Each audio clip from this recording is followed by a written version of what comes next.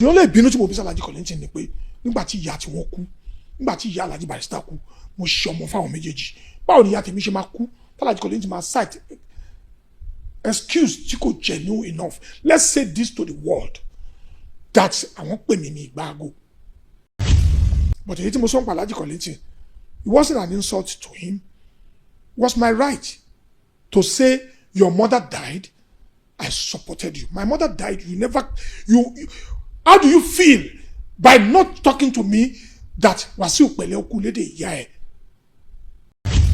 You told me practically then pé Wasiu bó ṣe dúró ti Síkírù láti ṣòkú ìyá ẹ̀ ló ṣe gbọ́dọ̀ dúró ti mi kò ṣòkú ìyá mi. You demanded for it as a right and I discharge. Why will it be my turn? And you pay me back in that manner and you want me to keep mum not talking? For somebody that joined hand with you to give your mother a befitting burial. The whole world stands out. I move everybody that's movable. I move governor. I moved deputy governor. Deputy governor was on seat. Everybody was on seat. I did everything. I handled the whole thing, all the finances 100%. Mo rí fídíò kan lórí ayélujára èyí tó ti ń lọ káàkiri látàárọ̀ nípa interview tí K1 The Ultimate tó grant nípa ẹni tó ń ṣẹlẹ̀ lágbolé Fuji. Ṣùgbọ́n èyí tí mo fẹ́ sọ ń bẹ̀ ó ní ti Alhaji Kollington Àyìnlá. Tàbá ní káwọ́ lóòótọ́ nígbà tí ìyá Kollington kú, K1 The Ultimate ó lọ síbẹ̀ lóòótọ́ ó dẹ̀ fara ṣiṣẹ́. Tàbá wo fídíò yẹn dáadáa níbẹ̀. K1 The Ultimate náà ló kọrin bẹ̀ wọ àwọn tí wọ́n tún jẹ́ ọ̀jẹ̀wẹ́wẹ́ olórin bẹ̀ àwọn náà kọrin. Nígbà tí òkú ìyá Barrister lóòótọ́ K1 The Ultimate ó lọ. Àwọn méjèèjì yìí dẹ̀ jẹ́ àwọn olórin tí K1 The Ultimate tó gbà fún lágbolé Fuji. Mi sọ tàwọn tó kù ṣùgbọ́n tí a bá ń sọ nípa Síkírù Àyìndé Barrister tàbí ń sọ nípa Alhaji Kollington Àyìnlá, àwọn méjèèjì K1 The Ultimate ó gbà fáwọn méjèèjì. Ọ̀rọ̀ tó bá ń bí ọmọdé nínú débi pé ó wá sí ìta gbangba ó sì sọ tẹ́ bá wo ọ̀rọ̀ yìí K1 ti máa ń tẹnu mọ́rọ̀ yìí tipẹ́tipẹ́ wípé nǹkan tí Kollington Àyìnlá nǹkan tó ń ṣe fún òun tó ń bí òun nú tóun ò sì lè gbàgbé tó ń jẹ́ kó máa bínú sí wọn lọ́wọ́lọ́wọ́ òun náà ni wípé wọn ò wá síbi òkú ìyá òun. Nínú ọ̀rọ̀ tí K1 The Ultimate sọ òun náà ni pé ohun tí Alhaji Kollington máa sọ náà ni pé àwọn pe aago ẹ̀ wípé kò pe aago. Lóòótọ́ ó jẹnu mi lọ láti sọ pé Alhaji Kollington pé ìwà tó ń wù kò tọ̀nà ṣùgbọ́n tá bá ní káwò dáadáa tó bá yẹ ṣe pé nǹkan míì ni wọ́n sọ pé kò jẹ́ káwọn ráyè wá kò bá sì ṣe é gbọ́ dáadáa fún K1 The Ultimate. Bóyá ṣe mọ̀ pé lọ́jọ́ orí wọn sì wọ́n lè sọ pé ó dà ní pé àwọn ń fi bákan ni àbára àwọn sí bákan àwọn ò ní lè wá. Tàbí kó jẹ́ pé wọ́n sọ pé àwọn ò sí Nàìjíríà tó máa tún sọrú nǹkan báyìí sìn ó sì tún ṣe gbọ́ fún K1 The Ultimate láti pé àwọn ò wá. Ṣùgbọ́n láti wá sọ fún pé àwọn pé aago ẹ̀ pé kò gbé torí ẹ̀ ló jẹ́ káwọn wá síbi òkú ìyá ẹ̀ ó rí bákan àti pẹ̀lú pé ẹ mọ̀ ẹni tí ìyá ẹ̀ kú ó sì ti kọjá sí pé fóònù ẹ̀ gan ò sí lọ́wọ́ ẹ̀ torí pé bí wọ́n ṣe máa yanjú ti màmá tó wà ńlẹ̀ ní onítọ̀hún máa sáré ẹ̀ káàkiri àti pẹ̀lú pé bóyá lẹ́yìn ọjọ́ kejì bóyá lẹ́yìn ọjọ́ náà àbí lọ́jọ́ kejì ni Alhaji Kollington Àyìnlá padà lọ sọ́dọ̀ ẹ̀ kò bá sí ń ṣe é gbọ́ torí nígbà tọ́rọ̀ ìṣẹ̀lẹ̀ nígbà yẹn wọ́n pe K1 The Ultimate lórí ayélujára tí wọ́n sì sọ̀rọ̀ ńgbà yẹn wọ́n fẹ̀hónú wọn hàn pé àwọn ń bínú sí Alhaji Kollington Àyìnlá o pé níbi òkú màmá àwọn wípé wọn ò wá bẹ̀ pé nígbà tí wọ́n sọ pé kí ló ṣẹlẹ̀ pé wọ́n ń sọ pé àwọn pé aago àwọn ò dáhùn nǹkan.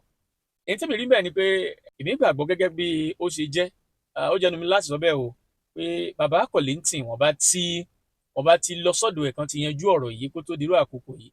Bí wọ́n bá ń sọ nípa àwọn àgbààgbà Fuji lónìí á sì mú Kollington o Kollington Alhaji Kollington àwọn náà ni bàbá fún gbogbo onífújì lénìí tí ó bá sì ń rí báyìí mo rò pé tó bá ṣẹlẹ̀ láàrin àwọn ọmọ kéékèèké tó ń jẹ́ onífújì àwọn náà wà nípò àgbà láti pè wọ́n ṣàkíyèsí láti tún ṣe.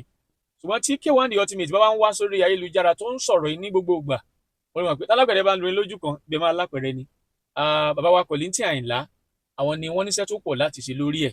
Wọ́n máa wù mí kẹ́ wo fọ́nrán tí ó jáde náà lórí ayélujára èyí tí Àgbàlẹ̀tù tó ti ṣe interview fún K1 The Ultimate. Nínú interview yẹn K1 The Ultimate sọ pé ó ti tó gẹ́ pé àwọn ò lè dákẹ́ lórí ẹ̀ mọ́ àfi káwọn sọ tó wà nínú àwọn jáde.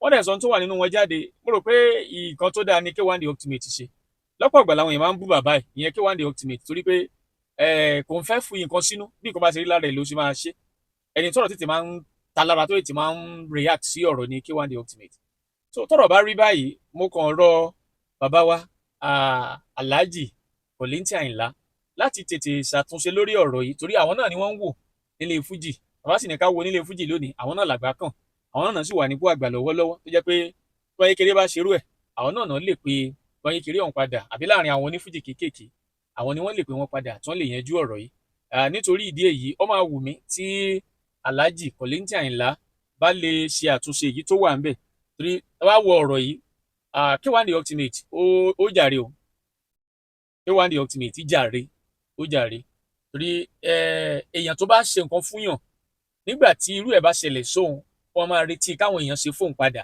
ìyẹn ló máa ń jẹ́ ń ṣe pé Yorùbá sọ pé kú iṣẹ́ òun náà ló máa ń mú orí iṣẹ́ yá. I don't want to join issues with Alhaji Kollington and I will never join issue with him. The only ìbínú tí mo bí sí Alhaji Kollington ni pé nígbà tí ìyá tí wọ́n kú nígbà tí ìyá Alhaji Barrister kú mo ṣe ọmọ fáwọn méjèèjì báwo ni ìyá tèmi ṣe máa kú Alhaji Kollington máa cite excuse tí kò genuine enough. Let's say this to the world that àwọn pè mí ní ìgbàgbọ́ for somebody that joined hand with you to give your mother a befitting burial. The whole world stands out. I move everybody that's movable. I move governor. I moved deputy governor. Deputy governor was on seat. Everybody was on seat. I did everything. I handled the whole thing, all the finances 100%. Kí ni ó bá ṣẹlẹ̀? I want to know nǹkan tó ṣẹlẹ̀. But kò sí nǹkan tó ṣẹlẹ̀ tó dàbí ní tí mo ní mo sọ fún Alhaji Barrister pé àjọ ni o. Nígbà tí ìyá ti ń kú Alhaji Kollington ṣe kí ni ó wá bẹ̀. Kí làwọn jẹ ìní sìn? Ṣáwọn fi pé sọ́ọ̀rì nìkan làwọn máa jẹ mí. Nígbà tó wà láyé wọ́n wà láàyè wọ́n wà lálàáfíà ara nǹkan kan ò ṣe wọ́n. Wọ́n wà lórí ìdùbúlẹ̀ àìsàn. Wọ́n sì ń lu òyìnbó kápá ní pé bí a ṣe náà há sí ìlú òyìnbó tó lè wálé. Let's call a spade a spade. Tá bá ń lura wa lọ́gọ̀ ẹnu ìfòfún kó jẹ́ nǹkan kékeré lèèyàn ṣe tí èèyàn bá lu ìra èèyàn lọ́gọ̀ ẹnu á jẹ́ kí èèyàn tún lè ṣe nǹkan tó pọ̀.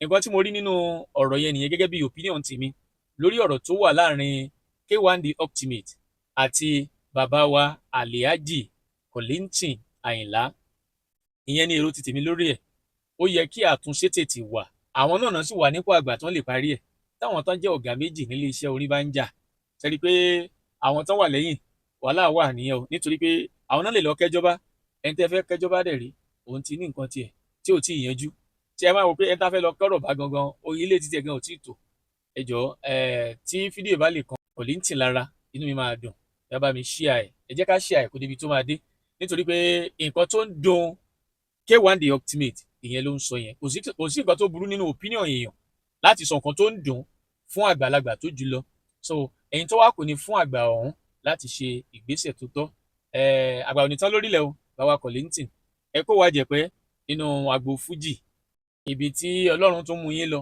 amú yín débẹ̀ so kò ní jù báyìí lọ tí mo ní láti sọ lórí ètò yìí tá bá lè bá wa pé lọ́dọ̀ bàbá inú mi á dùn káwọn èèyàn mọ bí ọ̀rọ̀ ọ̀hún ṣe ń lọ àti nǹkan tó wà nínú K1 The Ultimate ó ti sọ títí ẹ̀ síta tí bàbá wa Alhaji Kollington Ayinla gan bá lè wá síta káwọn náà wá sọ nǹkan tó ṣẹlẹ̀ lórí ọ̀rọ̀ yẹn wọ́n sì parí ẹ̀ káwọn méjèèjì parí ẹ̀ kó tọ́ ń bẹ̀ torí èní kọ́ torí ọ̀la ni àtàwọn onífújì kéékèèké tó ń bọ̀ lẹ́yìn ire o. àtirẹ̀tirẹ̀ o ọmọ aláṣẹ dìde àtirẹ̀tirẹ̀ o ọmọ aláṣẹ dìde wá bá wa sọ̀rọ̀ ìjìnlẹ̀ ká lè mọ bí ayé ń kọrí sí wá bá wa sọ̀rọ̀ ìjìnlẹ̀ ká lè mọ ìgbésẹ̀ tó yẹ ká gbé ọmọ aláṣẹ.